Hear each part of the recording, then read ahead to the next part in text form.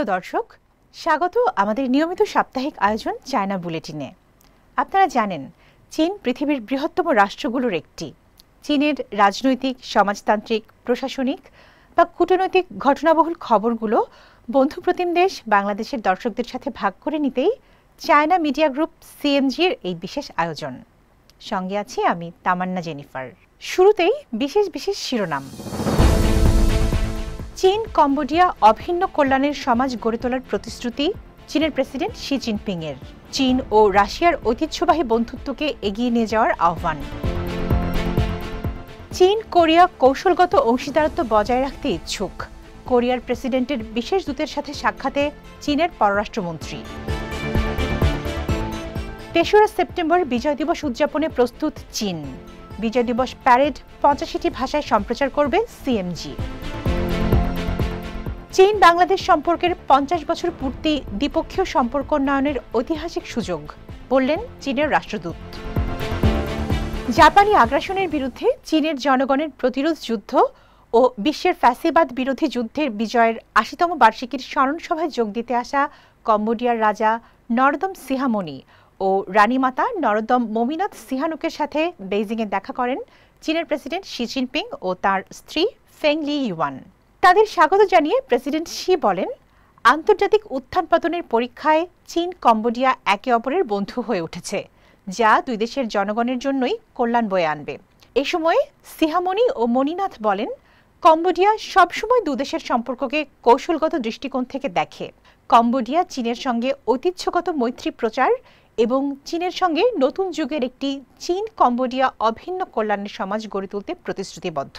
এদিকে বেইজিংয়ে রাশিয়ান পার্লামেন্টের নিম্নকক্ষ state ডুমার chairman Vyacheslav ভলোডিনের সাথে এক বৈঠকে প্রেসিডেন্ট শি চীন ও রাশিয়ার ঐতিহ্যবাহী বন্ধুত্বকে এগিয়ে নিয়ে যাওয়া এবং আন্তর্জাতিক শৃঙ্খলাকে ন্যায় বিচারের দিকে পরিচালিত করতে কৌশলগত পারস্পরিক আস্থা আরও গভীর করার আহ্বান জানান।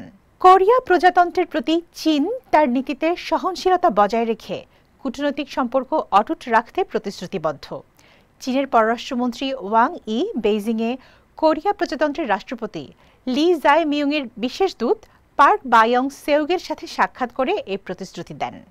চলতি বছর কোরীয় উপদ্বীপের মুক্তির ৮০তম বার্ষিকী উল্লেখ করে ওয়াং বলেন যে দ্বিতীয় বিশ্বযুদ্ধের বিজয়ের ফলাফল এবং আন্তর্জাতিক ন্যায্যতা ও ন্যায়বিচার যৌথভাবে রক্ষা করার জন্য চীন সমস্ত শান্তিপ্রিয় দেশ ও জনগণের পাশে আছে। এ সময় সাধারণ স্বার্থ রক্ষা করে সংবেদনশীল বিষয়গুলো সঠিকভাবে পরিচালনার আহ্বান জানান ওয়াং। জাপানি আগ্রাসনের বিরুদ্ধে চীনা জনগণের প্রতিরোধ যুদ্ধ এবং বিশ্ব ফ্যাসিবাদ বিরোধী যুদ্ধের ৮০তম বার্ষিকী উপলক্ষে আসন্ন মহাসমাবেশের তৃতীয় মহড়া বেইজিংয়ের থিয়েনআনমেন স্কোয়ারে অনুষ্ঠিত হয়েছে বলে জানায় অনুষ্ঠানের মিডিয়া সেন্টার। আয়োজকরা জানিয়েছেন, আসন্ন স্মরণসভার জন্য মহড়াটি সম্পূর্ণ প্রস্তুতি নিয়ে অনুষ্ঠিত হয়।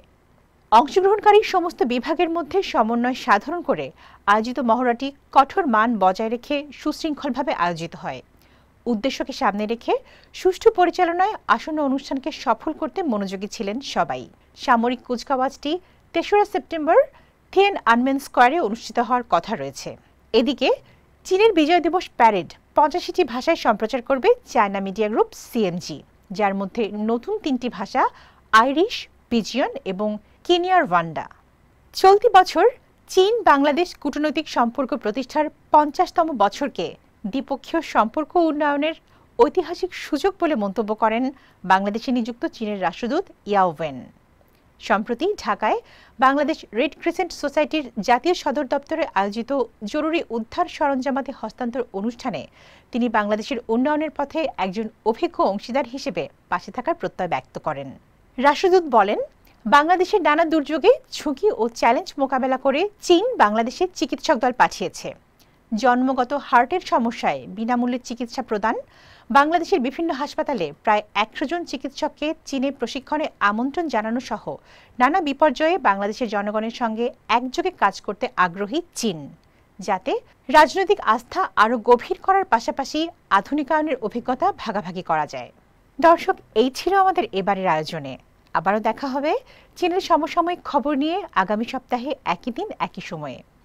অনুষ্ঠানটি সামাজিক যোগাযোগ মাধ্যমে দেখতে ভিজিট করুন www.facebook.com/cmg বাংলা এবং ইউটিউব চ্যানেল সিএমজি বাংলা দেখার আমন্ত্রণ। 再见。